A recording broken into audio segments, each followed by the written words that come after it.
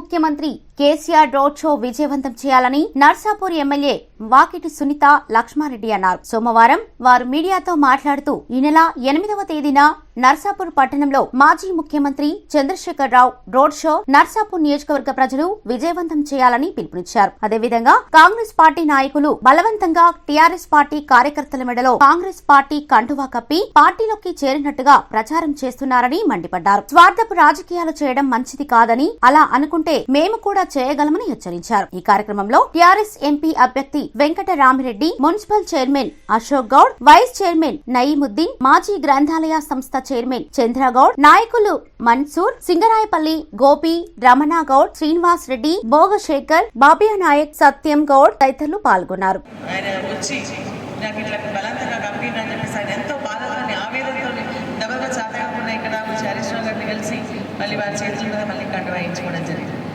So అట్లా నిన్న మొన్నటి నుంచి అది జరుగుతోంది. మేము హరీష్ రావు గారు కానీ మేము కానీ మన నియోజకవర్గానికి సంబంధించినటువంటి కార్యకర్తల నాయకులు అందరూ అండకుండా ఎవరు భయపడాల్సినటువంటి అవసరం లేదు. ఇప్పుడు ఎట్లా అంటే భయప్రాంతాలకు గురి చేస్తున్నారు. మీ బిజినెస్లు ఎట్లా నడుస్తాయి చూస్తాం, మీ సంఘాలు చూస్తాం, మీ అంత చూస్తామంటే మరి అది మాకు కూడా అడగడానికి చేతనైతే అది మంచి పద్ధతి కాదని హెచ్చరిస్తున్నాను. Thank you.